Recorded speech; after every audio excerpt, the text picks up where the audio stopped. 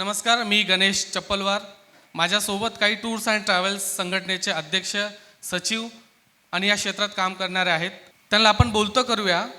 नेमकं टुरिझम इंडस्ट्रीला जर फिल्म किंवा लेन्सचा टच मिळाल्यानंतर एकंदरीत आपल्या तालुक्याचा, जिल्ह्याचा, राज्याचा आणि देशाचा टुरिझम कशा पद्धतीनं सर्वदूर पोहोचतं याबद्दल थोडं तुम्ही माहिती द्या सर. नमस्कार. बेसिकली फिल्म इंडस्ट्री आणि टुरिझम इंडस्ट्री या दोन जर आपण व्यवस्थित कोलॅबरेट करू शकलो तर आपण कदाचित खूप माइलस्टोन अचीव करू शकतो असं मला वाटतं.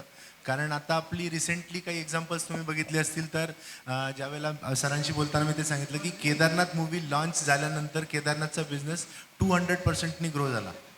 किंवा आपण जी जिंदगी ना मिलेगी दोबारा ही मूवी बघितल्यानंतर की टमॅटो फेस्टिवल काय असतो किंवा आपण काय करू शकतो त्याच्यानुसार इंटरनॅशनल टुरिझम तेवढा बूस्ट झाला. सो ह्या सगळ्या गोष्टी ज्या आहेत तर कदाचित मी असं म्हणेन की फिल्ममध्ये ती ताकद आहे की करोडो लोकांपर्यंत तो मेसेज खूप इझिली आणि पटकन पोचतो आणि त्याच्यातली ब्युटी जी आहे ती खूप सुंदर क्राफ्ट करून ती दाखवली जाते. त्याच्यामुळे ती लोकांपर्यंत जाते आणि ती कॅची असते. त्याच्यामुळे जो इन्फ्लुएन्स क्रिएट होतो आणि त्याच्यानंतर जो बिझनेस बूस्ट होतो त्याला खरंच म्हणजे टुरिझमला सपोर्ट जर मिळाला तर इट विल बी रिअली खूप चांगली गोष्ट होईल. येस, मी अनेक लोकांना जेव्हा भेटतो त्यांचं असं म्हणणं आहे की टुरिझमला वाढवण्यासाठी त्या ठिकाणी वेगवेगळ्या पद्धतीचे महोत्सव घेतले पाहिजे. बरोबर. आपल्या महाराष्ट्रामध्ये काजवा महोत्सव आहे, चिक्कू महोत्सव आहे, कासव महोत्सव आहे. ते अशा देशभरात, जगभरात कुठल्या पद्धतीचे महोत्सव होतात आणि आपल्या महाराष्ट्रात आणि देशभरात आणखीन कुठल्या पद्धतीचे महोत्सव याच्या व्यतिरिक्त झाले पाहिजे. तिघांनी माझा प्रश्न एक एक करून सांगा. महोत्सव हा तर आहेच, म्हणजे तुम्ही म्हणताय तसं चिक्कू फेस्टिवल असतो, आंबा महोत्सव असतो. पण अलीकडे मी एक रिसेंटली एक कॉर्पोरेट ग्रुप केला आणि लिटरली भात लावणी हे त्यांनी केलं. म्हणजे आपल्या इथे बाहेरच्या आपण कामगारांना घेतो आणि भात लावतो आणि त्यांना आपण दिवसावर हे करतो, पण त्या कॉर्पोरेट्सला भात लावणी इतकी आवडली. आम्ही मुळशी साईडला तो उपक्रम केला आणि लिटरली आम्ही त्या लोकांना, शेतकऱ्यांना डे पॅकेज वाईज आम्ही हे दिलं. It was like a income source for them. मजा आली त्या कॉर्पोरेट ग्रुपला, कारण हे काम कधी केलंच नाही आहे. आजच्या जनरेशनमध्ये तर मला वाटतं भात लावणी किंवा रादर शेती या जनरेशनमध्ये माहितीच नाही आहे. हा फर्स्ट एक्सपिरियन्स होता आणि मला वाटतं टुरिझम हा एक्सपिरियन्ससाठीच असतो. Tourism is for experiences. मग ते ॲडव्हेंचर असू दे, ॲग्री टुरिझम असू दे, तुमचं जस्ट एक सिनिक नेचर ट्रेल असू दे, हा एक एक्सपिरियन्सचा विषय आहे. तर ती जी भात लावणी केली त्याच्यामध्ये जो त्यांना एक्सपिरियन्स आला, एक दिवस पण मार्गी लागला आणि प्लस तो एक एक्सपिरियन्स पण मिळाला. आय थिंक असे काही इनिशिएटिव्ह टुरिझम इंडस्ट्रीमध्ये अजून आले पाहिजेत. जे भारतात वेगवेगळे महोत्सव होतात तसे विदेशाच्या तुलनेत विदेशात कुठले कुठले प्रकारचे महोत्सव होतात की जे भारतात पण होऊ शकतात किंवा त्याबद्दल लोक विचारसुद्धा केलेले नाही आहेत. जसं स्पेनमध्ये टोमाटिना होतो तसं आपल्या इथं गोवामध्ये कार्निवल होतो फेब्रुवारीमध्ये. I think it's a fabulous event. Entire गोवाच्या त्या स्ट्रीट्सवरती तुम्हाला तो कार्निवल दिसेल आणि अगदी वाटणारही नाही की तो इंडियात होतोय. कार्निवल आहे आपल्या इथे पुण्यामध्ये. गणेश उत्सव हा जर आपण चांगल्यारीते प्रमोट केला, इनबाउंड टुरिझम जर तिथे आणलं तर आय गेस आपल्यासारखा गणेश उत्सव कुठेच होत नाही. हे सगळे खूप ल्युक्रेटिव्ह महोत्सव आहेत जे आपण सर, तुमचा काय अनुभव आहे? येतो तुमच्याकडे. इव्हन फेस्टिवल जशी काय नवरात्र, दुर्गा पूजा, तर लोक बाहेरून ते स्पेशली बघायला येतात इंडियामध्ये. तर we can promote that on a larger scale by promoting through audio visuals. Sir आता scientifically 70% of perception of brain is through audio visual. That is why Instagram, Facebook hit झालेत का ऑडिओ व्हिज्युअल. आणि short films are the medium जिथं तुम्ही trailer दाखवू शकता आणि let them come here and explore themselves as picture. नाही, in fact आपल्या इथं महाराजांचा इतिहास, महाराष्ट्रामध्ये जेवढा इतिहास आपल्याला लाभलेला आहे, माझ्या मते त्याचे आपण फोक जो डान्स, फोक शोज जसे आपण पोवाडे असतात ते सुद्धा जरी करू शकलो गडांवरती, आज रायगडसारखा आपल्याकडे गड आहे, तो जर आपल्याला डेव्हलप करता आला, असं काही लाईट अँड साऊंड शो किंवा असं काही पोवाड्यांचा शो, फोक डान्स, तो खूप सुंदररित्या आपल्या इथे जसं तुम्ही म्हणताय की टुरिझम आणि फिल्म्स याचा एक खूप चांगली सांगड घालू सर अनुभव तुमचा. म्हणजे मी तुम्हाला ते सांगेल की काही काही इव्हेंट्स ऑलरेडी आपल्याकडे आहेत. आपल्याला ते फक्त लोकांपर्यंत आणून त्याच्यामध्ये टुरिझम कुठेतरी इन्व्हॉल्व करण्याची गरज आहे. जसं आपण म्हणतो की लेटेस्ट एक तुम्ही बघितलं असेल की एक मूवी रिलीज झाली दशावतार. हो. हां, खूप सुंदर दशावताराला त्यांनी व्यवस्थित एकदम डिझाईन करून आणि तो इव्हेंट बाकी त्याच्या कथानकाशी जोडला गेला आहे. पण आपण फक्त दशावतार ही कन्सेप्ट समोर ठेवून त्याच्याशी रिलेटेड आपण कोकणामध्ये टुरिझम करू शकतो की आपण त्या टूरमध्ये कुठेतरी एक night will be full for Dashavatar. त्या दशावताराची आपण ते करू शकतो. किंवा जसं आपण साताऱ्याकडे बगाड होतं खूप, तर बगाड हा खूप मध्ये बगाडवर पण पिक्चर आला, पण बगाडवर टुरिझम कुठे झालं नाही.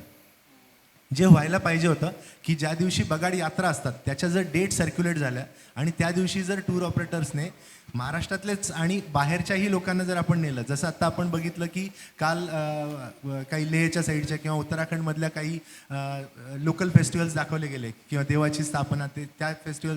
तर ह्या मूवीज तशा आपण जर लोकांपर्यंत पोहोचवल्या आणि लोकांना त्या दृष्टीने आपण जर तिथे नेलं तर कदाचित खूप मोठा इम्पॅक्ट होऊ शकतो. आणि जे छोटं म्हणजे 1 डे 2 डे टुरिझमचे जे ऑप्शन्स आहेत हे खूप मोठ्या प्रमाणात ओपन होऊ शकतात आणि तिथली लोकल इकॉनॉमी बूस्ट होऊ शकते. तर आम्ही ॲक्च्युली गणपतीमध्ये सुद्धा तेच म्हणत होतो की आपण गणपतीला असं झालं ना की गणपती फेस्टिवल पुण्याचा खूप फेमस बिकॉज पुण्याच्या ह्याच्यामध्ये देखावे खूप असतात. मुंबईचे गणपती खूप मोठे आणि खूप वेगळे, म्हणजे त्यांचं मुंबईच्या गणपतींचं वेगळे पण स्पष्टपणे जाणवतं. तसं मुंबईचे गणपती जरी साईजला छोटे असतील पण इथे देखावे, इथल्या बाकीच्या गोष्टी खूप वेगळ्या आहेत. सो वाय नॉट, म्हणजे ती एक कल्पना अशी की आपण असा एखादा फेस्टिवल या मूवीच्या ह्याच्यातनं आपण असा एक फेस्टिवल करू शकतो की शेवटचे 3-4 दिवस आपण जर कम्प्लीट इंटरनॅशनल टुरिस्टला अट्रॅक्ट केलं आणि गणपती हाच मेन मोटो ठेवला.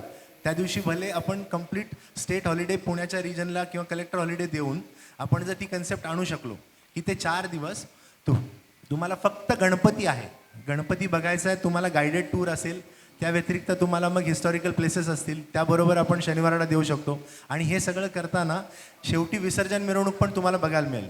सो रिस्ट्रिक्शन लावण्यापेक्षा how we can convert the entire atmosphere into an international incoming business, असा जर आपण काही करू शकलो तर तो खरंच खूप मोठी पर्वणी ठरेल आपल्यासाठी, कारण आपल्याकडे हे ऑलरेडी आहे.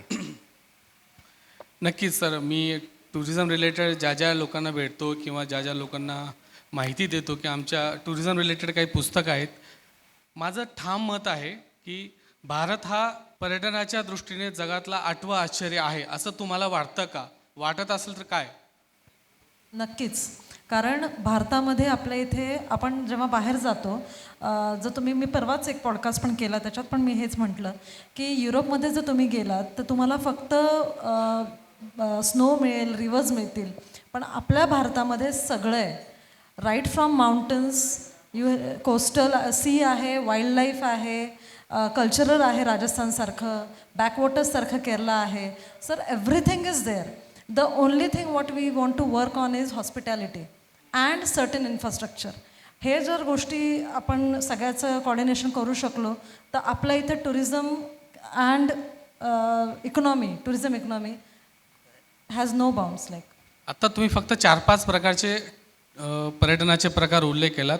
असे किती पर्यटनाचे प्रकार आहेत तुम्हाला सांगता येईल? 30 ते 35 असतील अंदाजे.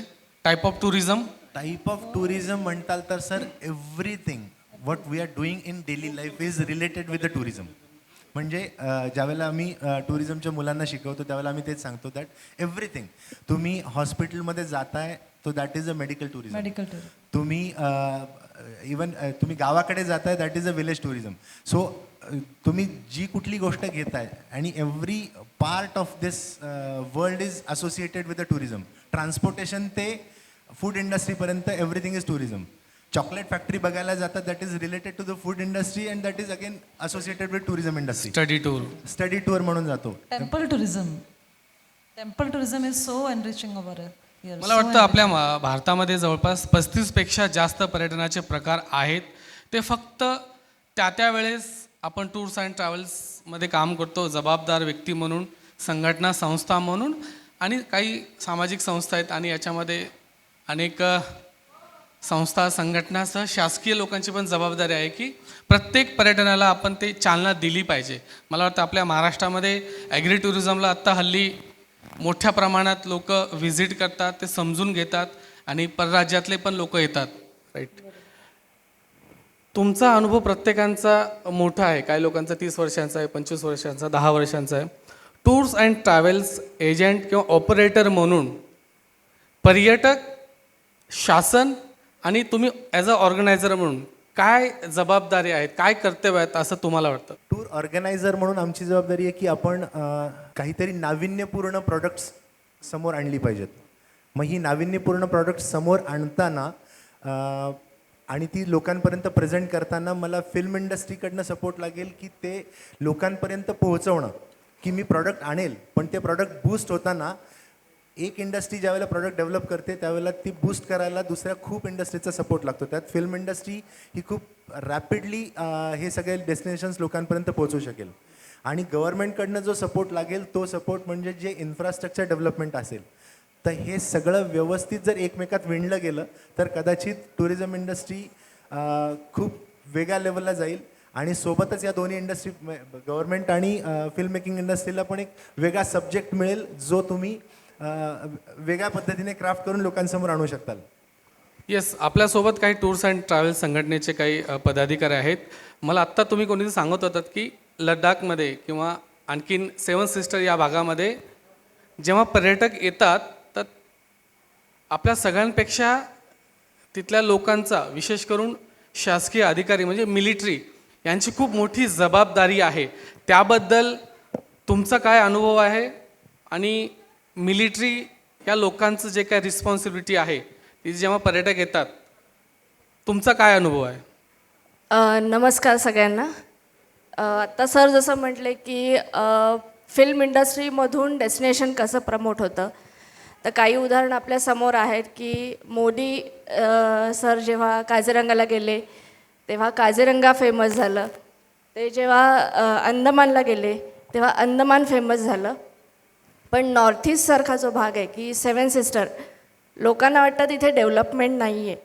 पण BRO जी आहे, बॉर्डर रोड ऑर्गनायझेशन, जी आर्मी हँडल करते, त्यांनी आज 13,700 या हाईटवर टनेल्स बांधलेली आहेत. जर कुठले टुरिस्ट किंवा पर्यटक, आर्मी स्नोमध्ये कुठल्याही गाड्या अडकू नये यासाठी माउंटन्स कट त्यांनी टनेल तिथे केलेली आहेत. तर हे आपल्या फिल्मच्या माध्यमातून दिसलं तर नक्की ते डेस्टिनेशन प्रमोट होऊ शकेल. मला वाटतं किंवा अमरनाथ आहे, आणि अमरनाथ नंतर तुमचं केदारनाथ, जसं सरांनी सांगितलं, बऱ्याच ठिकाणी आर्मीची मुवमेंट खूप छान. म्हणजे फ्रीमध्ये चहा देणं, चहा ही खूप मोठी गोष्ट नाही, पण आर्मी जेव्हा आपल्या पर्यटकांना चहा देते थंडीमध्ये, तर ती आपल्या पर्यटकांसाठी खूप छोटीशी गोष्ट आहे, पण ती त्या वेळेची गरज आहे, ती ओळखून ती गोष्ट केली जाते. आता तुम्ही जे बोललात ते महत्त्वाचं आहे की पर्यटनाच्या दृष्टीने सर्वसमावेशक पर्यटनाचा विकास करायचा असेल तर समाजातला एका व्यक्तीपासून उच्च स्तरावरच्या व्यक्तीपर्यंत सगळ्यांना आपल्याला विचार करणं गरजेचं आहे. जेव्हा फिल्म आणि टुरिझमचा जेव्हा संगम करतो त्या पद्धतीनं आपल्याला आणखीन वाढ करण्यासाठी टुरिझम डेस्टिनेशन असे कुठले चित्रपट आहेत की एखाद्या डेस्टिनेशनच्या चित्रपटामुळे प्रसिद्ध झाला किंवा ओव्हर टुरिझम पण काही ठिकाणी झालेलं आहे, त्याच्याबद्दल थोडंसं? I think Kedarnath is the best example. दुसरा पिक्चर होता 3 इडियट्स. लेह लद्दाख त्यानंतर जो काय बूस्ट लेह लद्दाखने घेतला, आणि आजही लेह लद्दाखचे ते जे स्कूटर, तो जो ड्रेस, ते सगळं त्यांनी तिथं ठेवलेलं आहे आणि लोक लिटरली तिथे जातात just to have the photos of it. त्यामुळे मला वाटतं film tourism is a most films are the most impactful for tourism. Leh लद्दाखसारखे पिक्चर जर असे येत राहिले आणि इंडियाचा कॉर्नर्ससुद्धा आपण दाखवू शकलो तर नथिंग लाईक इट. येस, नक्की. आपल्यापैकी कोणाला काही प्रश्न असेल तर विचारा. आपण संपूया, पुढच्या सेशनला सुरुवात करूया. एक फक्त मी सरांना थोडंसं हे करतो की काही नवीन विषय जर या माध्यमातून आपल्याला काही हाताळता आले. मी 2005ला छत्तीसगडला एक पदयात्रा केली होती. त्यावेळेला माझ्याबरोबर एक जर्नलिस्ट पण आणि फिल्म मेकर पण. तर त्यांचा प्रोजेक्ट थिसिस जो होता तर त्यांनी 1.5 वर्ष इथे साताऱ्याजवळ गाव आहे, डोंगरावरचं गाव आहे, जिथून बहुरूपी जे आहेत बहुरूपी, हे बहुरूपी तिथे बरेच आहेत. म्हणजे बहुरूपींचं गाव म्हटलं तरी चालेल. तर तिथून ते महाराष्ट्रभर पसरतात आणि मग हे सगळं करतात. सो त्यांनी तो 2005ला हाताळलेला विषय जर आपण तो वेगळ्या पद्धतीने आपण आणू शकलो की कन्सेप्ट वाईज टुरिझम जर आपण एखाद्या पर्टिक्युलर एरियात आणलं की इथे आपण जर तुमचे इथे समजा 10, 15, 20 रिसॉर्ट्स आहेत, हे जर तुम्ही मीडियाच्या माध्यमातून दाखवलं गेलं तर या रिसॉर्ट्समध्ये कॉमनली आपण एक बहुरूपी ठेवून आणि एक समजा तो सकाळी जे बहुरूपींबरोबर येतात किंवा जे विणेकरी किंवा वासुदेव, ह्या काही गोष्टी जर आपण खरंच ठेवल्या तर ह्या 15-20 रिसॉर्टला कॉमन त्यांना एक सोर्स ऑफ इन्कम पण मिळेल आणि तुमच्या कॉटेजेसच्या बाहेर येऊन तो जर त्याने ती घंटा वाजवली आणि की बहुरूपी आला तर तुमच्या पुढच्या पिढ्या ज्या आहेत या लोकांना सुद्धा एक वेगळ्या कन्सेप्टवर की ते काय होतं, आपला पास्ट किती रिच होता हे सगळं कळू शकेल. येस, एक प्रश्न घेऊया. सर, तुमचा काय प्रश्न होता? प्रश्न असा नाही, पण एवढी मोठी फिल्म इंडस्ट्री आहे आणि आत्ता जर आपण बघितलं की खूप सारे इन्फ्लुएन्सर्स, रील्स आणि या सगळ्या गोष्टी आहेत, पण त्याचं आपण ऑथेंटिकेशन कधीच करू शकत नाही. आम्हाला एक रिस्पॉन्सिबल टुरिझम या फॅक्टरमधनं सांगा असं वाटतं की फिल्म्समधनं फॅक्ट्स दाखवल्या जातात आणि त्या फॅक्ट्सच दाखवल्या जाव्यात यापुढे देखील, की रील्ससारखं की 2 दिवसात गोकर्ण बघून होतं हे दाखवण्यापेक्षा खरंच गोकर्णाला किती दिवस बघायला लागतात या पद्धतीनेच पुढे फिल्म्सचा म्हणजे मदत टुरिझमला व्हावी ही जास्त महत्त्वाची गोष्ट राहील याच्यातली. Because we are related with responsible tourism आणि again sustainability is the same factor over there की याच्या पुढे जाऊन आपल्याला त्या गोष्टीकडे टुरिझमच्या बघायला लागणार आहे, सस्टेनेबिलिटीकडे. त्यावेळेला जर ऑथेंटिकेशन फिल्मच्या माध्यमातून राहिलं तरच या गोष्टी पुढेही नेता येणार आहेत. Yes. ती गोष्ट असावी असं वाटतं. प्रकाश, चांगली सूचना आहे. त्याच प्रश्नाला पुढे आणि आपण संपूया. पर्यटन वाढवण्यासाठी फिल्मची सपोर्ट मिळणारच आहे, पण कुठल्या कुठल्या स्वरूपात सपोर्ट मिळाली पाहिजे आणि सुरुवात कुठून झाली पाहिजे? सुरुवात तशी थोडक्यात तिघं पण थोडं. मी म्हणेल सुरुवात महाराष्ट्रापासून झाली पाहिजे आणि सगळ्यात महत्त्वाचं म्हणजे की पर्टिक्युलर डेस्टिनेशनला खरंच एक्सप्लोअर करायला किती दिवस लागतात याच्याशी रिलेटेड जर प्रॉपर डॉक्युमेंटरीज बनवल्या गेल्या तर त्याचा जास्त इम्पॅक्ट होईल, रादर टू छोटे इंस्टाग्राम रील बनवून शॉर्टमध्ये कसं करायचं हे दाखवण्यापेक्षा. रिस्पॉन्सिबल टुरिझमच्या अंडर कल्चर आणि हिस्ट्रीवर जोर द्यावा, कारण we are blessed with that. So I will continue with them. Why Maharashtra? तर महाराष्ट्र जो स्टेट आहे टुरिझम मार्फत इट्स व्हेरी अंडर रेटेड. आज आपण मुन्नारला गेलो तर this beauty is more much better than Munnar. So we can promote Maharashtra in a better way through film. नक्कीच इथे अनेक फिल्म मेकर्स आहेत. भविष्यामध्ये टूर्स अँड ट्रॅव्हल्सला घेऊन ते विचार करतील आणि प्रत्येक गावात, प्रत्येक तालुक्यात, जिल्ह्यात एक वेगवेगळा कल्चर आहे. आता तुम्ही बोलताना म्हणालात की वासुदेवचं गाव आहे किंवा महाबळेश्वरला तो कुठला गाव आहे, पुस्तकांचं गाव आहे, मधाचं गाव आहे.